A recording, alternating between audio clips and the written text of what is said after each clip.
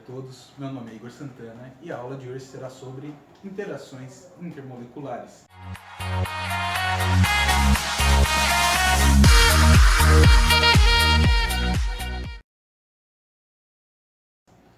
Bom, forças intermoleculares ou interações intermoleculares são as interações entre moléculas, que é o que fazem ficar juntas, determinando seu estado físico, por exemplo, e seu ponto de fusão e ebulição. Existem três tipos de ligações intermoleculares, que são dipolo induzido e dipolo permanente, também chamados de força de Van der Waals, que é o cientista que estudou esse tipo de interação, e também há as ligações de hidrogênio, ou interações de hidrogênio, segundo a Kupak. E vou apresentá-los hoje para vocês. Começando pelo dipolo induzido.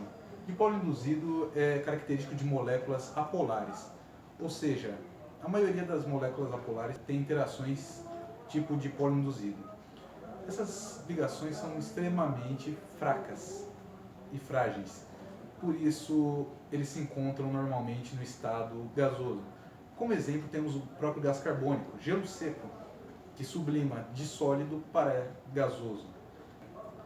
Uma pequena quantidade de energia é suficiente para romper essa interação e, por isso, comumente apresentam pontos de fusão e ebulição extremamente baixos.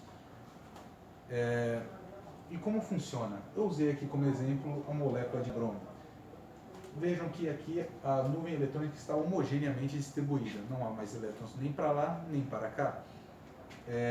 Porém, devido à rotação desses elétrons, ou até mesmo choques intermoleculares de uma molécula com outra, os elétrons ficam deslocados, gerando um polo negativo parcial e um polo parcial positivo, deficiente em elétrons. Este polo positivo atrairá elétrons de outra molécula bromo, gerando nessa outra molécula também um polo parcial negativo e um polo parcial positivo.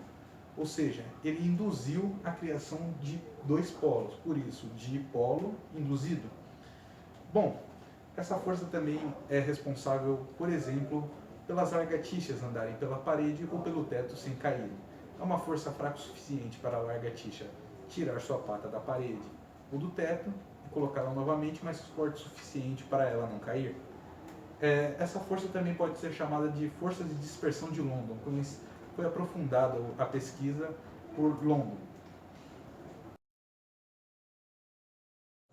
Bom, outro tipo de interação é a dipolo permanente. Ocorre na maioria das substâncias polares, não em todas. Lembre-se disso que eu explicarei mais para frente.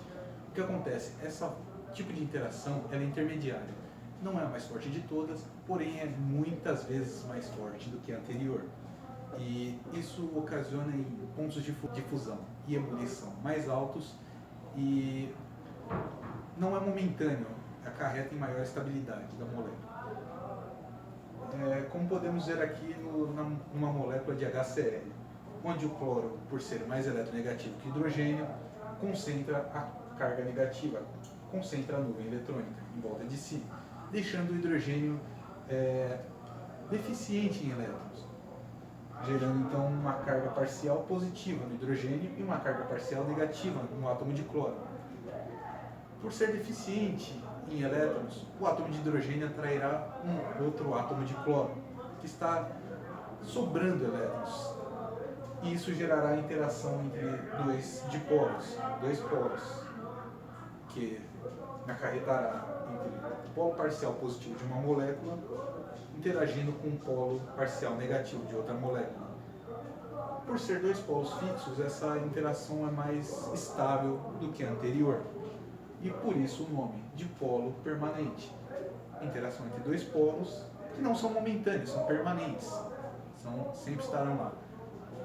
Um exemplo dessas interações são HCl, HBr e HI, por exemplo.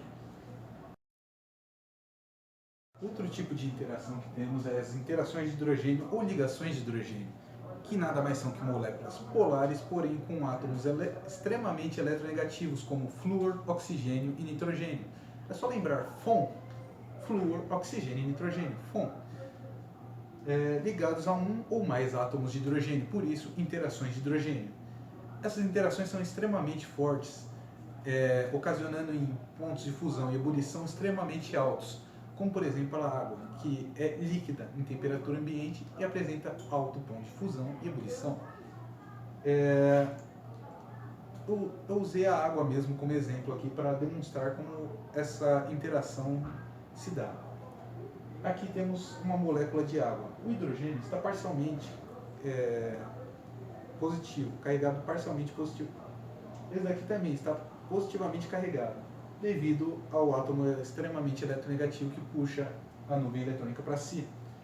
Este átomo extremamente eletronegativo interagirá com um polo parcial positivo de outra molécula, gerando assim uma interação extremamente forte e estável, portanto, a mais forte das três apresentadas. Bom, essas são as interações intermoleculares, espero que vocês tenham gostado dessa aula e obrigado, boa tarde a todos.